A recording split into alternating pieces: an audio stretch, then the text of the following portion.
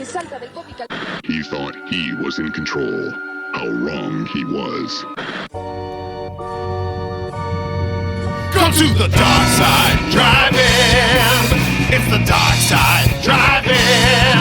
Come to the dark side, driving. It's the dark side, driving movie club. From the deepest corner of the darkest universe, two brave hosts battle through nameless hordes of ghoulish monsters most foul, all to bring you the eternal glory of the Dark Side Drive-In.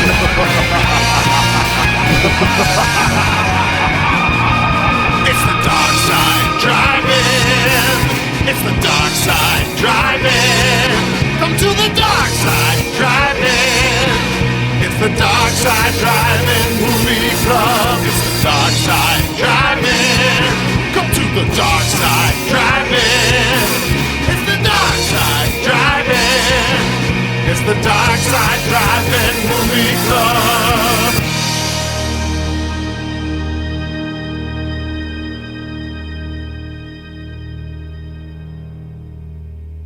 Thank you. Have a nice day. Good evening, ladies and gentlemen, and welcome to another fear-inducing, terror-producing, horror-unloosing episode of The Dark Side Drive-In Intermission. Here are the fools with schools of ghouls, your hosts, Stefan. Hello, weird voice guy. And Shane.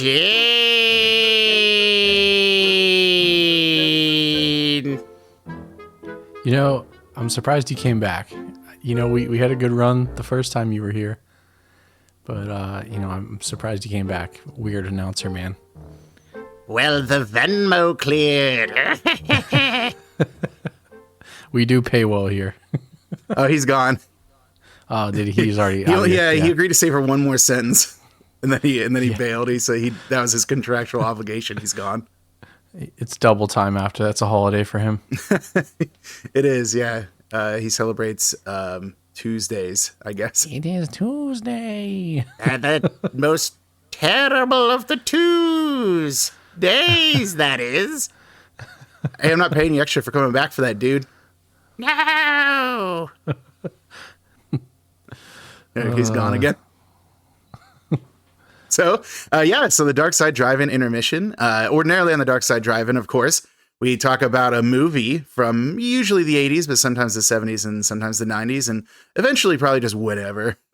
But during the intermission, pause for effect, that is when we come in and just do whatever we want. It can be horror-oriented, or it can be whatever we want to do, answer listener questions if we have them, which I don't think we have any right now, so listeners, get on that, which is kind of what prompted last week's last 2 weeks ago's Friday the 13th tier list, which is the absolute correct ranking of all Friday the 13th movies, and everyone agrees with us. Yeah, I was just checking my notes. I'm pretty sure it's the unofficial ranking. Yeah, Jason texted me. Jason texted? Yeah, it was a very wet text. It was just ellipses. He was typing and it never finished. Yeah, I think Jason left me on red. That son of a bitch. Typical, man.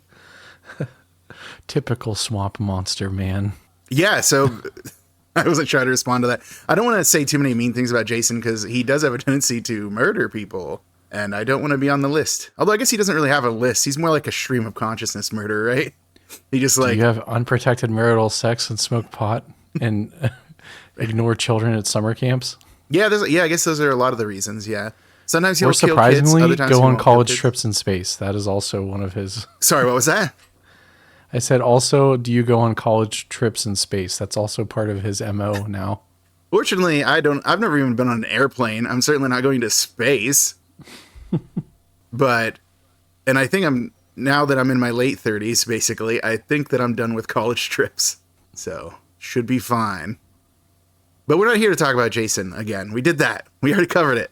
We're here to talk about whatever we want. And I have something planned, but I think that I'm going to let you do some housekeeping before then. Do you have any house to keep, Shane?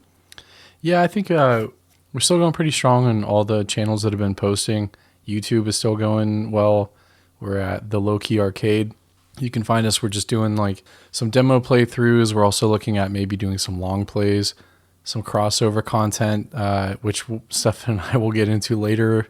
We had a little foray with some new titles that released. We have a couple shows coming out. We're still waiting for some editing to get done, and we should have that released hopefully in the near future. AGB still going strong on Twitch. I don't know. He's been really getting into Fortnite. There's rumors he's going to play the new Elden Ring DLC. So if you have any interest in that kind of stuff, head over to his channel. It's twitch.tv /the_AGB. Also, thank you to our very good friends at Rebel Revolver for the theme song, the support. They also did the Chopping Mall jingle. But also recently, the drummer for Rebel Revolver released his own book. It's like it's like a compilation of poems and short stories, right? I believe so. Yeah.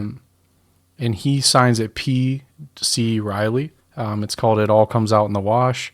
It's all over our socials. You can find it on Amazon. So if you're interested, there's a little story blurb that he wrote that I posted. So just give it a read. Anything helps. Like I don't think he expects anything out of this. He did this as a labor of love, and I greatly appreciate all their help. And I just think if you could just give that book a look. So. And another thing is half the proceeds for that are being donated. Yeah, good point. So it's not even like, he's not out there to, right, make money off of this. He's out there to like raise money for a good cause too. So, yep. So yeah, check his socials. I think he has a link in his social media posts. I think give a link to the Amazon page where you can purchase it. And then another thing, Rebel Revolver, check their socials if you're in the Pittsburgh area for some of their shows. Ironically, I think they have a show the day this is slated to come out. So this Friday, I don't know. Oh. Yeah, so it's kind of funny. It's like if you catch this hot off the presses, you might be able to early. Yeah, you might be able to go see them perform. They are performing Friday, but check out their socials. They're pretty good at updating with upcoming shows. So check it out. Yeah, another thing that really helps us out too, if you share the show with a friend, if you like it or give us a review or a rating, it does help us. I don't know, some algorithm thing. But look, we're just looking to interact with people, have fun, meet cool people. So find us on our socials. Just reach out to us, message us if you don't want to post like publicly. Not a big deal. We're just trying to get movie suggestions, questions for this show. Anything weird or odd that we could talk about. So, and then thank you to all the new listeners and followers. We've been, I don't know how, we've been getting listeners out of the United States recently, which is awesome. So thank you all. I don't even, I know it's a different country, but I think we have some in Australia, Germany. I saw some in Japan, and then Canada, which, Canada is like basically kind of like us, I guess. But so the one thank you, one in Japan might actually be my friend Kevin. Oh my god, I never thought of that. That's so funny. It definitely is Kevin then. Yeah, konnichiwa, Kevin. Kevin. Yeah. So hopefully, it's actually funny. I'm really bad at promoting our podcast in person. So over the weekend, I was at like this German fest in Fort Wayne, Indiana. And I was gonna like wear something like presentable, like a polo, so that I could like act like I'm, a man of means. But I ended up wearing my Killer Clowns from Outer Space shirt instead, and people kept commenting on it because it rules. And my buddy Jason that I was with was like, "Hey, you plug the podcast when people bring up that they like the movie." I was like, "Oh, okay." So I ended up bringing up my podcast to a couple different groups of people I ran into there. So maybe we'll get some more in Indiana, or maybe they were just being nice and letting me plug it and then allowing me to move on. But you never know unless you try, I guess.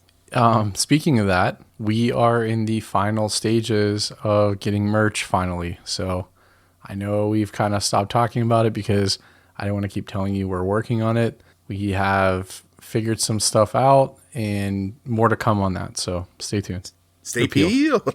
Or stay peeled. I think that covers all of the housekeeping and, the thanking our friends. Oh, I guess I should say the book of poems, the book that we were talking about, the proceeds benefit the Humane Society.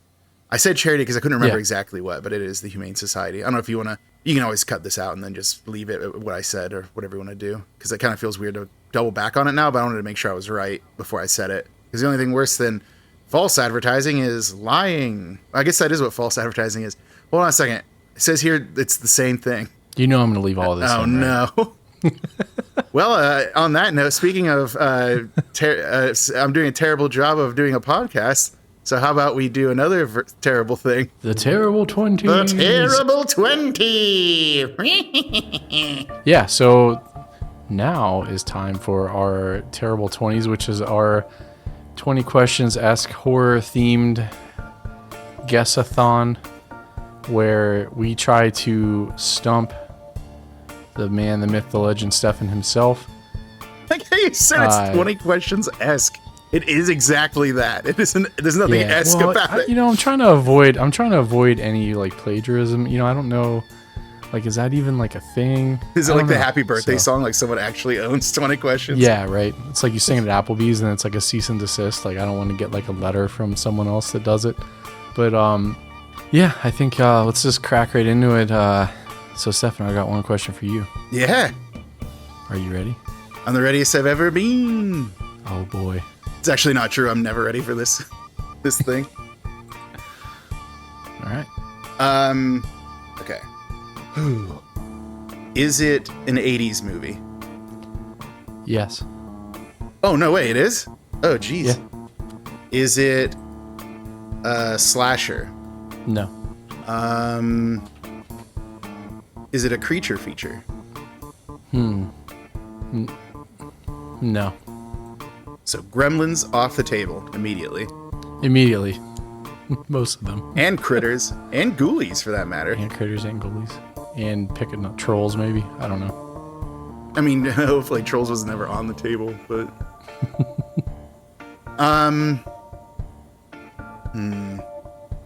Is there a supernatural component?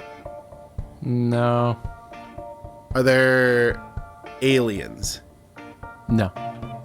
Okay, so not supernatural, not aliens, not creatures. Zombies? No. Not zombies either. Not a slasher, not a creature feature, not a supernatural, not aliens, not zombies?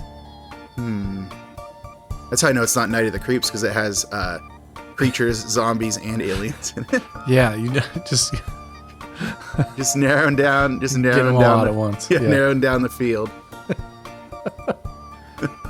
That would be my tactic. Right?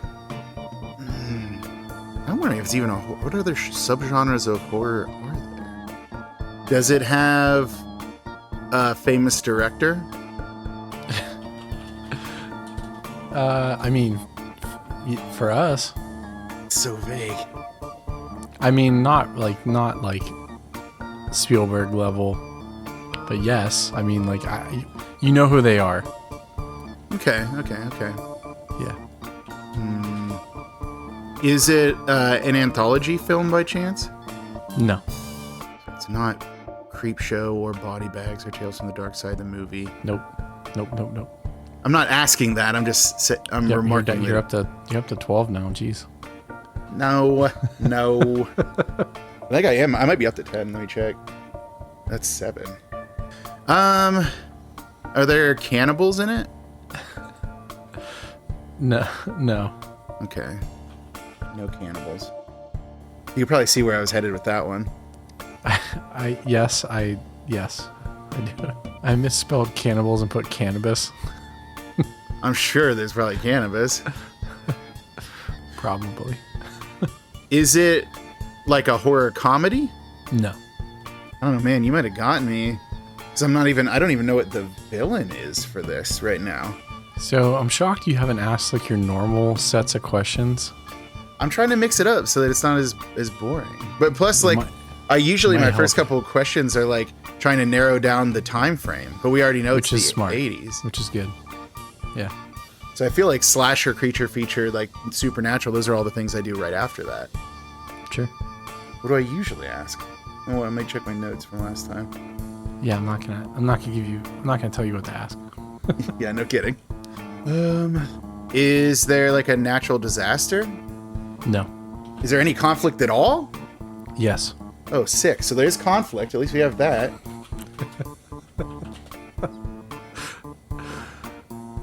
That's 11. For those keeping score at home. I've only just now established that there's any conflict whatsoever. And hey, folks, if you're wondering about the movie we're gonna release next week, you're like, hey, is there conflict in this movie? Well, should give it some time. Is it a movie that we've done on the podcast? Ooh, yes. Okay. Great question. Run to our Spotify page. What have we done? Who are we? So it's not going to be Killer Clowns because it has aliens. So definitely not that. Are you really looking up our podcast I'm list? really looking at it, yeah. Oh my god. Are there robots? No. There's nothing supernatural, though, which is going to eliminate some of these things. It's not a creature feature. That eliminates some of our other ones. Is it a good movie? Rephrase. Did we like it? No. I mean, I don't know. There's not much we don't like, but this was not one of our best. Like, we did not rate this one highly, and nor did anybody else. But it still deserves love. It's not a creature. Not a slasher. Do children get killed in it? No. No. That was a good prod to Maximum Overdrive. I mean, it's the main thing about it. That's like the main plot point, is they kill kids. And dogs. How many am I at now? I think I've burned up a bunch of questions there. I've used 16. So you get 3 and a guess. So there's nothing supernatural, though. So many of these have something supernatural, or they're slashers. Okay, so hold on. Like, when you say supernatural, because we go through this all the time, you define that as having like a demon, some kind of ghost. Yeah, ghosts, demons, magic, vampires, all that shit. Okay, well, hold on. You can't just say, because then the answer is yes. Like, zombies are supernatural. No, zombies are usually some kind of other thing. Okay. So then yes, this is supernatural.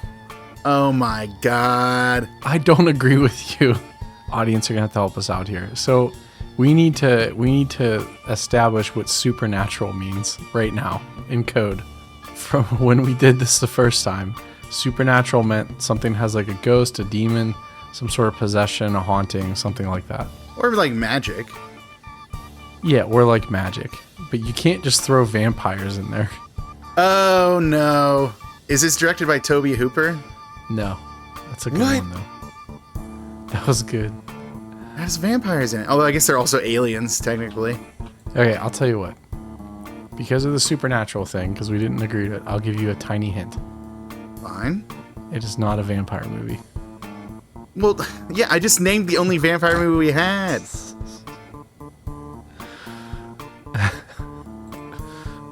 It's not a creature feature, so no The Nest, no Piranha, no Slithis.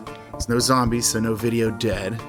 It's not a slasher, so the entire last year's Summer Tri-Slash-a-thon is off the table. No magic, so no Warlock. No Toby Hooper, so no Life Force. Is Christopher Lee in it? Yes. Is it Howling 2 Your Sister's a Werewolf? Yes. Okay. I feel like werewolves are supernatural, but we can have that debate, I guess. Well, okay, so like, I could argue that everything is supernatural then. Yeah, Piranha, pretty super. Okay, the normal fish, the normal piranha or a piranha, no. The fucking one that has facial expressions and can walk around that we didn't get the rest of, abso-fucking-lutely, dude. The only reason I'd argue that werewolves are supernatural is because they have, like, mystical weaknesses. Mm-hmm. And, like, they do perform magic rituals. Like Sybil Danning is able to do like crazy magic, remember? So the ghoulies can literally appear out of a toilet. Are they supernatural? I mean, they're summoned by a eldritch book via magic, buddy. I feel like there's got to be a point at which that stops. There's got to be a point, but that's not the point of it. See, I would say like something like ghoulies, undeniably supernatural because of the means of summoning. But like critters, they're just from space, dude. Like nothing supernatural there. I'm understanding this.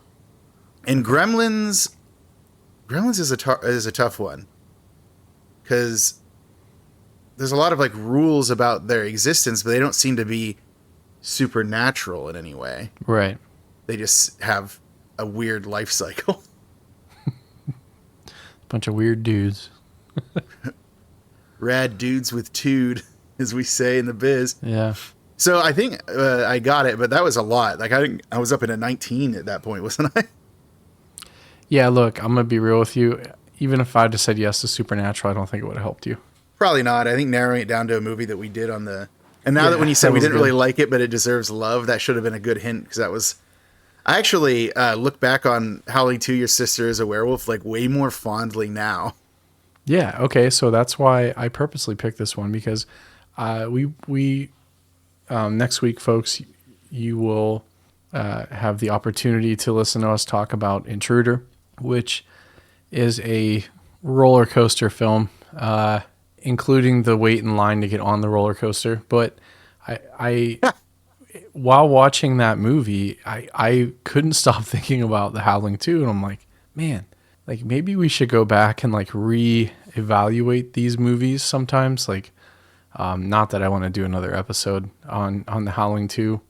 There's a lot of hair. I might get a little furry, but I think that we maybe were a little too harsh on it, especially after some of the duds that I put forward for the channel. So, yeah, just strange. That's why I'm like, you know what? I think I just want to talk about Christopher Lee and his werewolf hunting adventures. So, yeah, thanks for indulging me.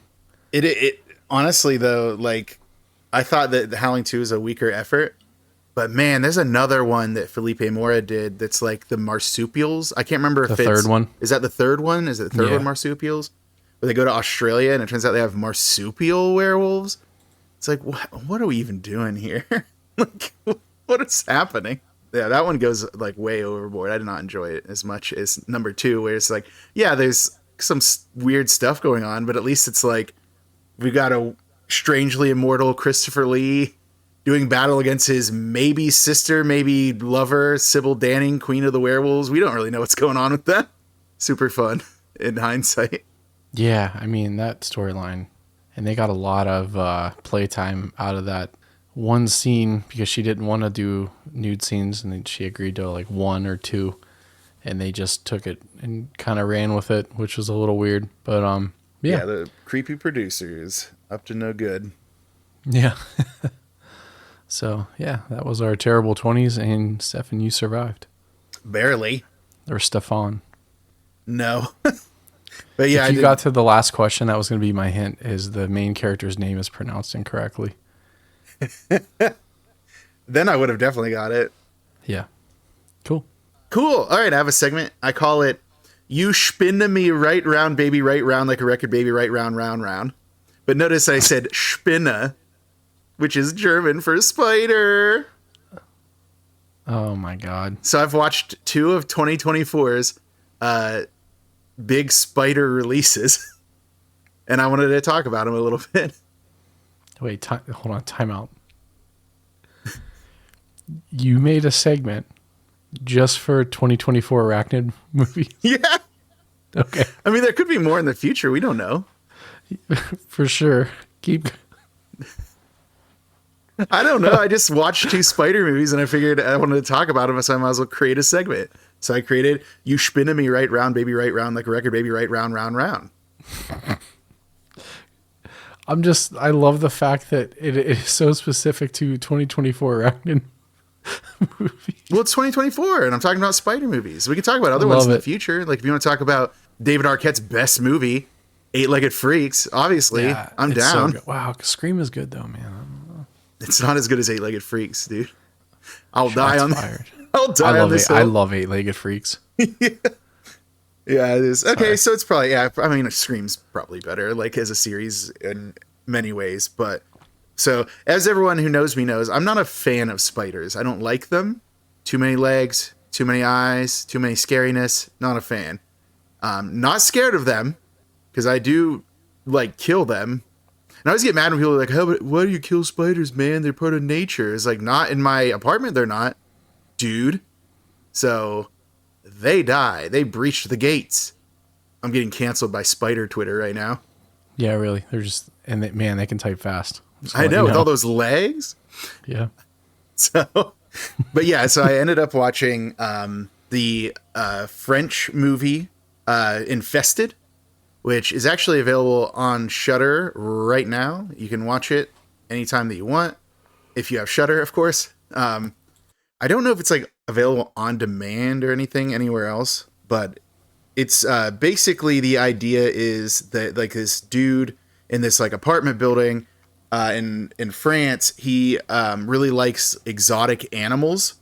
So he ends up going to like a exotic animal dealer that he knows and finds like this like spider that's like in a plastic container or whatever. And the guy's like, oh, it eats a lot. Also, it's venomous, so better be careful. And he's like, I need this spider.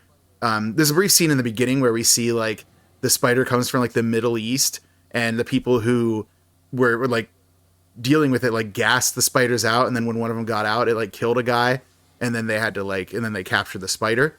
So these spiders are bad news, but they're from a hostile environment, so they're usually pretty contained until they get loose in a French apartment building because this dude's an idiot and put the spider in a shoebox that it obviously could get out from. And the spider is basically, as the title suggests, infest the building. So if you're not a big fan of tons of spiders, and they also get really big, like, I don't know, like not giant spiders like kaiju size, but they're bigger than normal spiders. You know, if you're not a fan of foreign movies, this might be rough because there's no dubbed version. It's just subtitled from the original French. Mm-hmm. And it is, out of the two that I'm going to talk about, this one is probably the one that's a more pure, like if you're an arachnophobe, stay away from it. This is a very much like the spiders are often like clustered in like dark areas. They like sneak into people's apartments and stuff like that. There's like a couple of montages of like cutting to the different people in the apartment building and the ways that they've been dealing or not dealing with the spider threat. And the spiders are real. It looks like they used real spiders for the most part. And they use like perspective in order to make them appear larger when they needed to and stuff like that. So yeah, very realistic, really scary. There are a lot of scenes of people just reacting to the spiders. So if you're expecting like nonstop spider action, it's like, this is a lower budget movie. So they're very sparing about their scenes when it happens, but there's like some that are really intense scenes. One in particular where they're like trying to get to this like exit door in a basement. But of course the basement is a long hallway with nothing but spider webs and spiders along all the walls. And they have to like walk through it. And there's like a light on a timer and it only stays up for like 1 minute before it goes out. And the spiders are sensitive to light. So they want to keep the light on. So they have to like try to like all sneak across until the last person who's the fastest like hits the light and then tries to get across fast without like alerting the spiders, but also with getting over there before the minute elapses. So pretty crazy. It actually reminds me of like, take like the Jeff Daniels movie Arachnophobia, if you remember that one. Yeah. Like take that, but instead of in a town, it's in an apartment building in France. And they're like barricaded in, like think like in Rec, like remember in Rec when like there's a zombie thing going on so that people can't leave. And I guess Quarantine, the American remake. It's a similar thing here. The police like have them like locked in the building. They can't escape. So pretty intense little movie. Yeah, and it very well received. The movie, a lot of people are calling it like the best horror movie to come out in the last couple of years. I don't know about that. I don't like spiders. I don't think there's some people that like spiders. I don't hate spiders. I'm not afraid of spiders. I'm just not like out there looking for them. But I love foreign horror films because they really play on some of the drama more than like I feel like American horror films are just straight up like action kills or gore and stuff. I think they do a lot with kind of letting your imagination do a lot of the work. So yeah, that's awesome. I'll have to check it out. Yeah, there's also some social commentary at play too. The French title is, I believe, Vermines, which means vermin. And the idea is that this is like a low-income tenement, like apartment, and a lot of the residents are, you know, not well off. A lot of them are, you know, non-white and stuff like that. So it's like there's an extra layer of, you know, is the reaction to it prompted by the fact that maybe these people are considered expendable or something like that. So there's definitely some layers there. Even I guess the English title Infested, because people do use the term infested for like people of different socioeconomic classes, I guess. So there's definitely layers to it. But unfortunately, like even if you love like the commentary aspect and you can't stand spiders, it's not enough to win you over on it. And I'm close to that line. Like this one, unlike the other movie I'm going to talk about, this one actually was like, this is a bit much. Like the spiders like looked like spiders that I've seen back home. They like kind of look like wolf spiders a little bit. They're brown, but with longer legs. I think that they're huntsmen is what they said they were, but I'm not positive. So don't quote me on that. But yeah, I mean, the photos look amazing. Yeah, they did a lot of great work with it. There's like a scene like I talked about the basement. After that, like the crew are like running upstairs and they're like using like cell phone cameras, or using cell phone flashlights and stuff to like stop the spiders. And there's like these scenes of the spiders just like on the walls behind them, and then they like freeze as soon as like the lights on them. It's like, oh man, I don't like it. So very well done. And then that segues me to the other spider movie in this segment, You Spinne Me Right Round, Baby, Right Round, Like a Record Baby, Right Round, Round, Round. And that is Sting. Like the singer? No, the wrestler. No, it's Sting is the American giant spider movie, basically. Okay. This one, it was actually really funny. So get this. Somebody, I think I saw the trailer with somebody and they're like, that's dumb. Spiders don't even sting. And I was like, well, maybe she named it after, what is it, Bilbo or Frodo's sword from Lord of the Rings and from The Hobbit? Yeah. Do you remember how that was there's like when it turns blue? It's actually true. So when she captures the spider and puts it in a jar, she's like, what am I going to name you? And then she looks up and sees her copy of The Hobbit and looks down and says, I'll call you Sting. And it's like, oh no, she actually did name it after the sword from the Lord of the Rings. Which is weird series. because the spider's name is Shelob, right? So like, well, yeah, I don't think she realized how big it was going to become, because I think Shelob would have been more fitting, if I'm being honest. Sure. Yeah. But no, she went with Sting. Yeah, so basically what happens is a little tiny meteorite like lands in this apartment in Brooklyn, and there's the little girl is like kind of a little menace. You know, she likes to like go through the vents to go steal dolls from like her really mean like great aunt. I don't know what you call it, like her grandmother's sister, who's really mean and is like the slumlord tenant owner and stuff. So she like steals dolls from her. Well, this time when she goes on her mission, she finds that this like spider is in the dollhouse because like that little meteorite landed in the dollhouse, opened up, and Sting, the little spider, came out. So the little girl takes it in, feeds it, discovers that it can like mimic her whistles and mimic the sounds of like cell phone stuff. So clearly not a regular spider. This little girl should have probably, not been messing with it. But as she feeds it, it keeps getting bigger and bigger over the course of a day, and eventually gets to the point where it can like escape the jar and go out and kill things on its own. So like kills a parrot of an owner and like, goes around killing people eventually as it gets bigger. I will say that the early scenes when Sting is a little spider don't hold up super well. They're very CG. You can tell. But okay. I was like, man, it looks really good as it got bigger though. And I guess a lot of those were actually practical effects or practical effects augmented with some CG. So it looks really good once it becomes like a big spider. So, if you start watching it and you think this looks kind of dumb, give it a minute.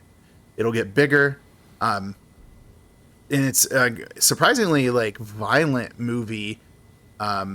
There's one death scene in particular. And I thought they were going for the dog death because she had like a chihuahua that was like barking at the vents where Sting was. I was like, oh, the dog's going to die. Obviously, I've seen movies before. but she like takes her dog, puts it outside the apartment building, goes back in, and then the spider is like on her and bites her in the face, and the spider's venom like immobilizes people. And it's like this really gruesome scene of like the lady, when she first got like bit by the spider, she fell and like hit her head, so she's like got bleeding all over her face. She goes to the kitchen, sees the spider bite, but then like the venom starts to take effect, and she like falls, and she like cracks her neck on her like she has like an old style like clawfoot bathtub. She like cracks her neck on it and can't move, and then the spider just crawls out from behind her and like goes into her mouth and down into her stomach and like cuts its way out. I'm like, Nice. That was, and it was like really unexpected because the lady is like a drunk, but the reason she's a drunk, it's implied that she like lost her family. I'm like, I feel like this lady doesn't deserve this. Like, why are they doing this to her? You know, it's like it's an exceptionally gruesome death for like a random character. And for those of you wondering if the dog dies, it does not. Spoiler alert. The dog does get captured by Sting when Sting gets big and starts like hiding people in the vents. But there's a like post-credit scene of like it cuts to the dog in a web barking, so the dog lived. So if you're worried about the dog, don't worry. We'll never cover that here then. So. No, if it's no dead dog, absolutely not. But it's kind of funny like how the spider works. So like it like spoiler alert for people who like cats, there's a cat that doesn't fare as well in this. And the cat is gone, and the mean lady who owns the building is trying to find the cat, and the spider's actually making the sounds of the cat to lure the lady into the vent. Oh man. Which is pretty messed up. But I will say, like how I said in Infested really hit those like those points of like arachnophobia, like, oh, this is giving me the willies, like spider stuff. Sting, not so much. Like it does a lot of gruesome killing of people, but because it's number one spider and it's like super intelligent, it's more like just a monster. It doesn't really feel like a spider once it gets big at that point. So I think if you're really arachnophobic, you might be able to handle Sting a little bit better, especially once it gets big. There are some pretty gruesome kills in it, but there's also like at the core of it a kind of heartwarming story about like a family like under financial pressure, and like kind of the stepdad kind of alienated from his stepdaughter, and she's a little bit like angry at him and misses her dad and stuff. Like there's a lot going on emotionally in the movie that I think that it kind of ties up really well. The only thing that is kind of hard to get past is like this little girl like has this massive spider that's acting like it's not a spider, and then like just doesn't tell anyone until it's like far too late. She ends up telling like her neighbor who like is doing experiments on fish. He fancies himself a scientist, but then he's like, I'm going to make this spider as big as I can. And when he says he's going to call the health department, he doesn't. He just keeps feeding it like rabbits and stuff that he has in his apartment. Oh my God. Yeah. So he's like, I'm going to make this spider as big as possible. And let me tell you, he gets hoisted on his own petard. And by petard, I mean spider web on his kitchen ceiling.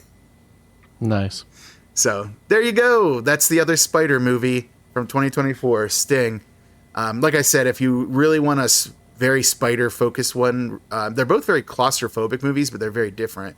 I would say Infested is your one if you want it like that, like lots of spiders, the entire place is like crawling with them. If you want your more like single building, but like monster, like in the vents, like finding people and like hunting people like on purpose, less as an animal, Sting is your way to go.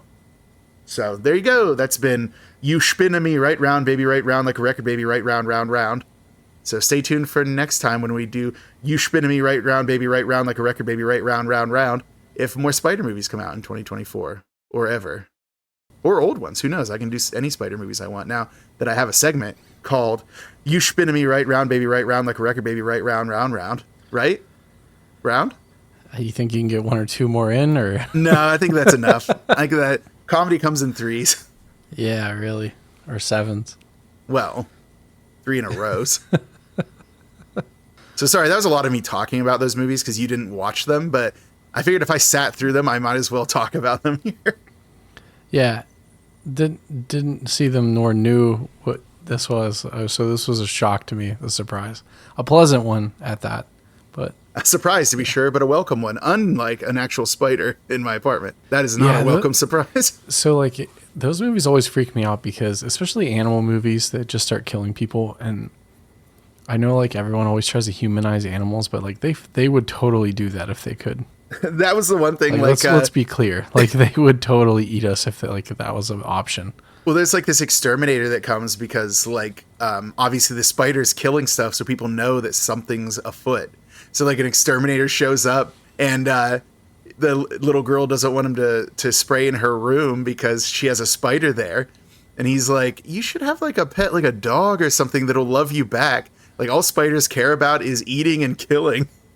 And he's like, not this one, it loves me. And he's like, girl, you don't even know what you've unleashed upon this building. But there is a scene at the end that's kind of heartwarming where she's like, this is all my fault. And like the stepdad, he's like, it's not your fault. I was like, I know you're trying to make this little kid feel better, but it's kind of her fault. The only thing that would make that better is if like Sting's dying and like lifts its leg up to touch her hand.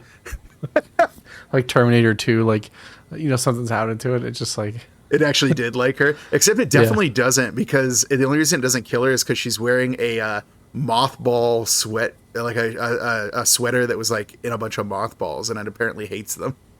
Like the smell or the... Oh man, but there's one spider scene that'll really get to people where the spider like descends onto a crib where a baby is sleeping and takes the baby away.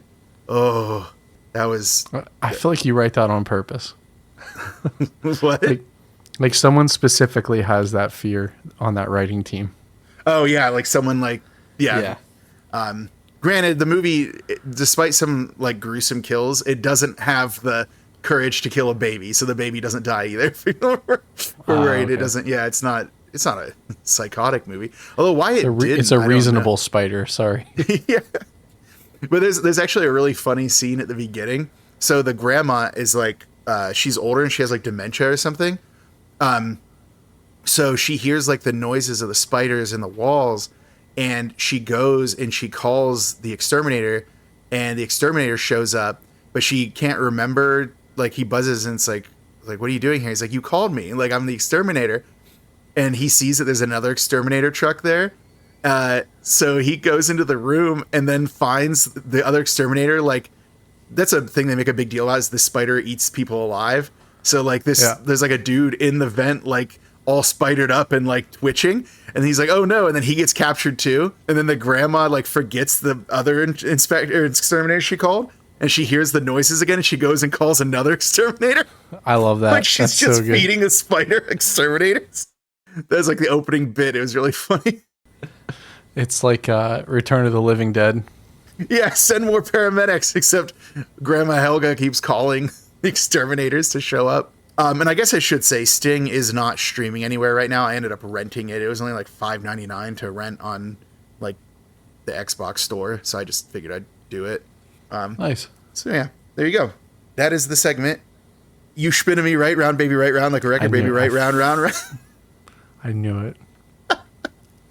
I knew it wasn't dead. Like a trapdoor spider, you sprung my trap. Oh my god, those and eight-legged freaks. Yeah, when they're in that parking lot of that diner, that's hilarious. Anyways. Yeah, that's my segment. Gosh. It took a little longer than it should have, I think, but I had to get my mileage out of that, since those movies have a lot of mileage in them because of the 8 legs. Hey, well, speaking of the Xbox store. Ooh, segue. Ooh. Do you want me to say it? Okay, yeah. So Shane and I have purchased the Killer Clowns from Outer Space, the game. And we played last night for a while. I'm bad at them. Shane's better at them. Yeah.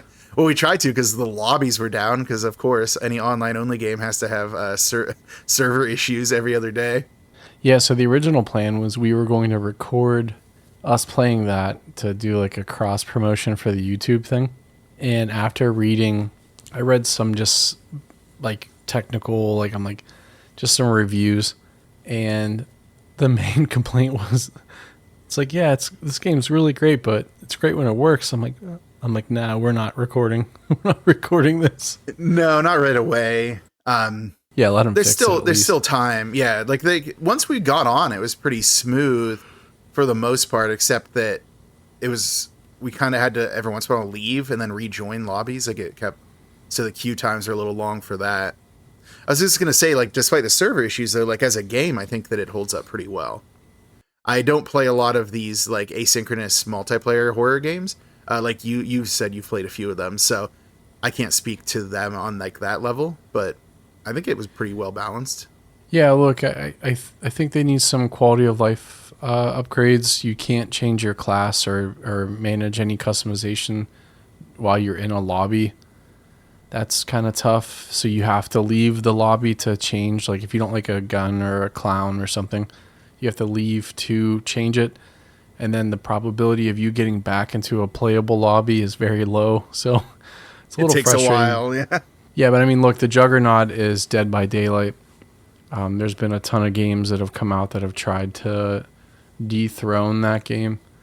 You know, you've got your Friday the 13th, Texas Chainsaw Massacre, the Ash, the Evil Dead game. I can't remember exactly what that was called. This is called Evil Dead, the game.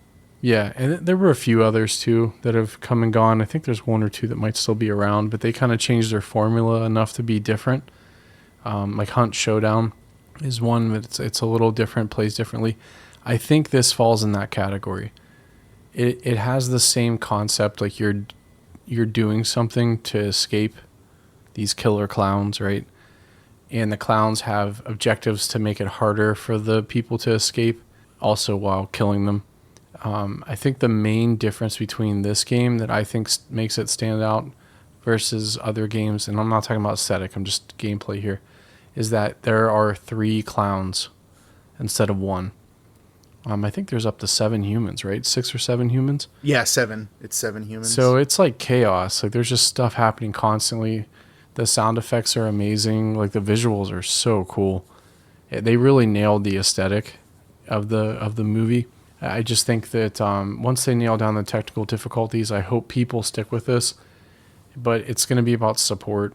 So I don't know what, because they basically added most of the stuff into the game, and there's only one movie. So I don't know what their plan is to go next. Maybe they're hoping this catches on and then they make a sequel or make some kind of follow-up. So I don't know, but definitely a lot of promise. I would recommend playing it if you can. I think there is I don't think you need to buy the premium edition. The only real draw for buying the more expensive version, because it's like a $40 game, so it's not like it's a full AAA release title. But like, yeah, it's an extra $20, and so puts it up to like, $60 game. If you do buy the deluxe edition, I don't really think that's a need to do it thing. I did it because I wanted to get the Mike and Debbie characters for like that you could play as that are actually voiced by the actors that played Mike and Debbie in the movies.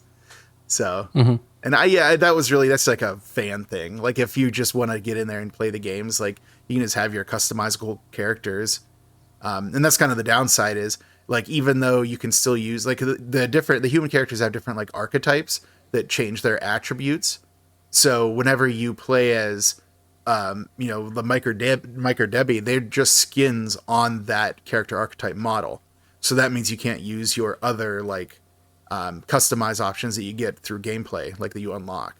So there's a downside to having those skins. I think it is cool that they are voiced by them and that they look like them. It's not like a pretty game, but it looks like Mike and Debbie, I think it looks great. Oh yeah, no, like the clowns look amazing. Like especially if you played the other games. Yeah, it's the graphics are actually really good for that style of game. I do think it's funny how like the tides can change in that game too. Like I remember that there was one game that we were playing and it was like me and like 3 other humans were just chilling and we all had weapons and we just like messed up this clown. We just like ganged up on him and we killed him instantly. Cause that's the other thing is like humans can have weapons and some of them are really effective. Like a shotgun will kill a clown fast. So what happens is like in the movie, once you like down a clown, their nose will like glow red, like blink red. And if you hit their nose, you kill them, and then they have to like wait a minute to respawn. So the humans actually can stand a pretty good chance. But the clowns, like their progression is as they hang cotton candy cocoons, they start to produce these like minions that like run around and they can spot like human characters, like alert when human characters are nearby. And human characters can kill them too, but then that means that they have to kill them, and then that also alerts the clowns that something's up. So there's a lot more mechanics than I expected. Yeah, they really took time to create a pathway for them to add more and make it more complicated, because I think sometimes like these games can get a little like boring if you don't add new characters constantly. So I think their avenue is going to be adding more wacky finishers or wacky what they call them, Clowntalities. Clowntalities. More wacky clowntalities, more wacky guns, like different things. I think events that could happen in the world. There's a lot of potential here. I really hope they stick with it. I think it's Ilphonic too, so they probably will. I just hope that people play it. I mean, that's the problem with games right now, is there's constantly 1,000 games you can play at once, and a lot of people have backlogs. So I hope it gets the attention it deserves. And also I hope this revitalizes the franchise, because that's what we all want. So yeah, the brothers who made the movie have talked about doing a sequel. Like maybe this will be enough to push it over the edge if it generates enough interest. I was going to say, like, on the downside is that I had a lot of trouble with the maps because they were really big and hard. I didn't really know where to go. And also, like, some of the resources you need to make an escape, I feel like are a little bit illogically placed in areas. But then again, I think that's just me. I think I'm just bad at this kind of game, because Shane was doing incredible. So incredible, he left me twice. yeah. There's one time I couldn't find where his boat was, and he left. I waited a solid 2 or 3 minutes. I was near a giant lighthouse, so like I don't want to hear it. I didn't see the lighthouse. It wasn't that big of a lighthouse. No, I think that's a good point. If you don't play these asynchronous multiplayers, actually, so I should also bring this up. There has been a outbreak of hate speech that's been going on through the game chat, and a lot of the developers have released something, Steam's released something, everyone's saying something like, don't do it. I would highly recommend.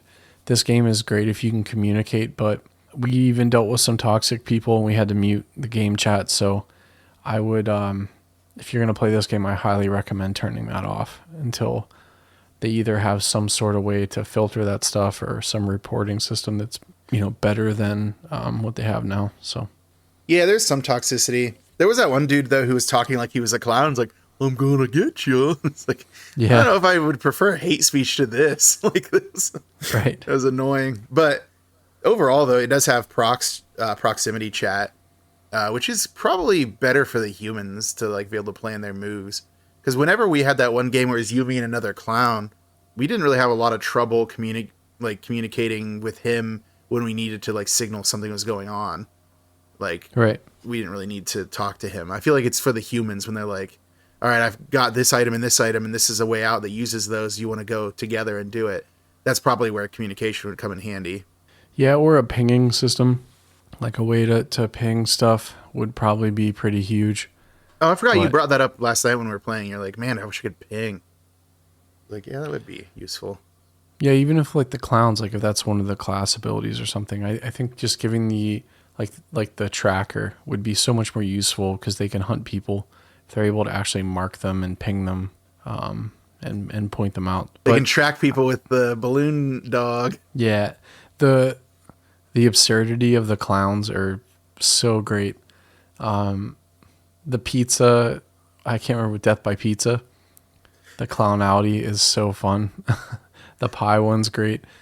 It's, again, they captured all of the schlock from the movie, and I really am happy that that you can actually play, because like, sorry, I keep like interrupting my own comments, but you can actually see scenes from the movies in the game. So I went to the police station where the deputy or whatever, the asshole cop gets killed. I can't remember his name, but that you can actually go in the jail cell, like that whole area is actually built in the game. So it's pretty cool. Yeah, pretty much, because it is like not a lot of locations in the movie. Like you can see, like there's one map that has like that entire like burger place where the one clown was trying to lure the little girl out. Like you can see a lot of the Yeah, clearly a lot of care for the source, every clown that from the movie is there, plus, some that are just like the same aesthetic, but I don't know if we necessarily saw them featured as much in the movie, just another clown. I don't know, it's pretty fun. And yeah, there's two ways to kill people. Like you can either use like the cotton candy gun to make them into cotton candy and then put them onto like the motors that are the clowns like achieve victory on and stuff. You can do that, but you can also like damage them and knock them down and then use the clowntalities to kill them, which is an instant death, but doesn't give you cotton candy to put on the machine to help you. So it's like a trade-off. If you want to put them in the cocoon, there's a chance that when they're in the cocoon, they can be rescued by other humans. Whereas when you clowntality them, they're dead, and then you don't have your cotton candy. So it's kind of an interesting trade-off.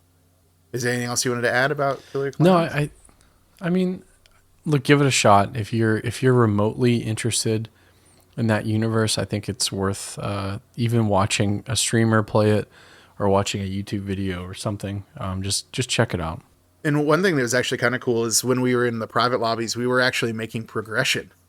I was surprised they allow you to do progression in private lobbies, because when we couldn't matchmake, but we could still join each other's private lobbies, so we were able to still progress while we were waiting for the chance to actually play a real game. Yeah, we didn't play the tutorial. No, we never did. I forgot about chagrin. that. Yeah, I was really, I was upset. But the private matches are fun. They kind of allow you to get a feel for the game with the bots. Yeah, so all good stuff. I mean, look, these technical difficulties happen. I mean, I don't think you can get away from it with how the world is right now. So there you go, Killer Clowns. Also, if you get the chance, read if you go into like the Xbox store, read the reviews people put on there. Oh, really? Are they good? Yeah. There's one, the dude's like, "Not my Pooh Bear," and then the thing says, "My Pooh Bear's gone, and now I'm mad at this tent." Clearly, somebody who knows the movie. Yeah, I love the internet. Let me sometimes. Hold on. Let me throw up Steam real quick. Let me see if I can grab a couple good ones. There's one on the Xbox store that was like, it's like, 5 stars, like awesome game, and then in the description it's like the clowns have massive dump trucks. It's like, why would you put that in the review? I mean, you're not wrong. Oh man, so I want to read some of these Steam reviews. Nothing brings me more joy than causing distress and VoIP. That's voice over IP. It doesn't matter what role I play. I feel like a clown either way. I let 3 British people die so I could escape by myself. Wait, okay. Runs on my Happy Meal laptop on lowest graphics. Ronald McDonald approves. Don't hide from me in the bushes because they are partially rendered on my screen. Let's see. Cocooned a dude under a roof. He went under the map. Didn't get a kill confirmation. Didn't see the player in the match again. Didn't show he escaped. Last thing he ever saw was the crust of the earth as he descended into the great beyond, slowly faded into darkness, and then let the archangels take him. All right, that was a bit much. Some of the, I'm telling you, also people, if you're in the gaming at all,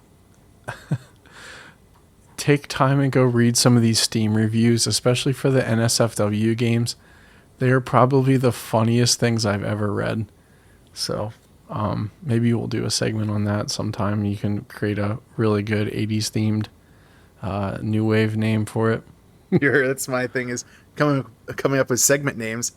Like my segment, "You spinning me right round, baby, right round, like a record, baby, right round, round, round." Do you remember that segment I did?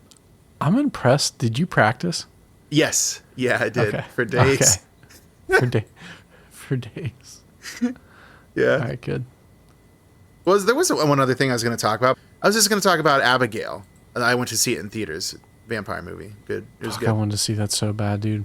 Mm-hmm. It was really good. Yeah, I was surprised. Well, I wasn't surprised because it had good buzz about it. But Abigail, like the movie, kind of the previews and everything kind of gave away the quote-unquote twist, which is that the little girl that's kidnapped by these criminals is a vampire. There's a little bit more to it. There's a specific reason that they captured this girl, and it was really her who kind of set it up and stuff like that. And she wanted to target them each for different reasons. But it's just like the cast has really good chemistry. Like they get along with each other really well. Really good performances all around. The little girl who plays Abigail, she did a great job. I'm trying to think of what her name is. Alicia Weir. Yeah, she's really good. Melissa Barrera is in it. She's incredible. She's kind of the lead. Bummer that she was removed from the Scream franchise. I think it's just going to hurt the Scream franchise, honestly. She was incredible in those. What is it? Kevin Durand is in it. It's always cool to see him and stuff. And then Catherine Newton plays like the group's like hacker, because they're all like criminals and stuff like that. She's really, really great in this. She's kind of like the comedic relief character who's also pretty gets along well with Kevin Durant's character. Like, it's pretty fun. So overall, well acted throughout. Nice and gory, like you want to see your vampire movies be. There's actually one scene where it's just like blood everywhere, like they're slipping on it. It's kind of funny. Mm-hmm. So I think it's probably out of theaters now. I think a lot of Universal stuff comes to Peacock, right? So it might end up streaming to Peacock before too long. I'll keep an eye out and bring it up. So yeah, no, I definitely wanted to see this, so I'm bummed it's out of theaters, but I'll have to check it out when it comes back around to digital platforms. Yeah, by the time I got around to see it, it wasn't even at like my nearby Cinemark. I had to go to the AMC Lowe's down on the waterfront to see it. Oh, wow. Okay. Yes, I had to make a trek. But it was worth it. It was a good movie. So there you go, Abigail. Check it out whenever it comes to streaming, and I'll tell you where it is whenever it does. Cool. Well, I think that, that's probably time for us to close up this Dark Side Drive-In intermission. You want me to see if the announcer guy's here? I mean, if we can afford it, yeah. I mean, he would help. Good news! I'm running a special 3 for 1. Because you summoned me back once already, so that was the second. This is the third. Well, ladies and gentlemen, this has been an episode of the Dark Side Drive-In intermissions. Be sure to tip your servers. They have those at drive-ins? I don't think they do. That was stupid to say. Anyhow. Hey, you know we don't have benefits, right? What? You know we don't offer benefits, right? It's okay. I'm probably undead or something. This character isn't well thought out. So I don't need health benefits. If anything, I need mortuary benefits. Because I'm dead. Anyhow, stay cooled and stay good. All right. He just left. He went out the door. Oh, there's some kind of ghost carriage waiting for him. I don't understand this character at all. Whoa, what? Yeah, I see he's climbing into it as a headless coachman driving it. What? And ghost horses. We're going to have to figure out more about this guy's backstory at some point. And the carriage has a motor? Why do they even need the horses? Yeah, he's also playing Rob Zombie's Dragula really loud. Oh, no. I don't understand what his aesthetic is. Oh, no. We've come full circle. Well, on that note, I've been Stefan. I've been Shane. All right. Stay spooky. Stay peeled and stay gold, stay cooled. I love that. Bye. Bye.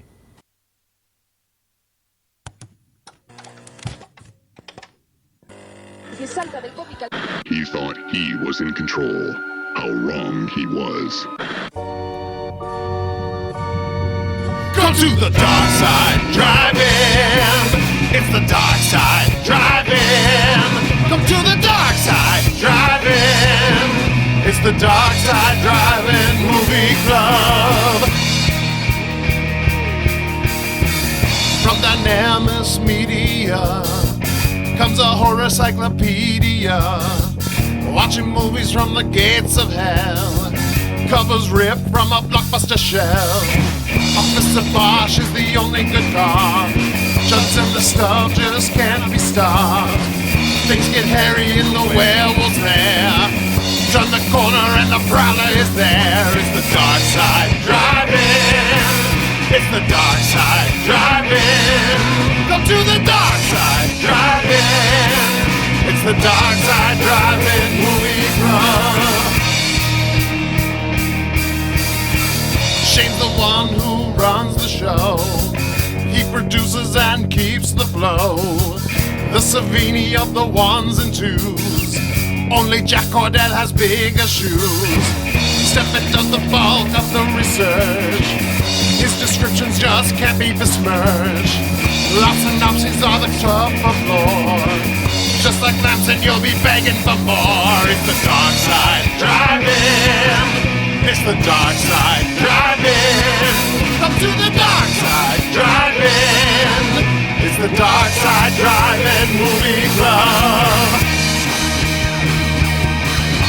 From the deepest corner of the darkest universe, two brave hosts battle through nameless hordes of ghoulish monsters most foul, all to bring you the eternal glory of the Dark Side Drive-In.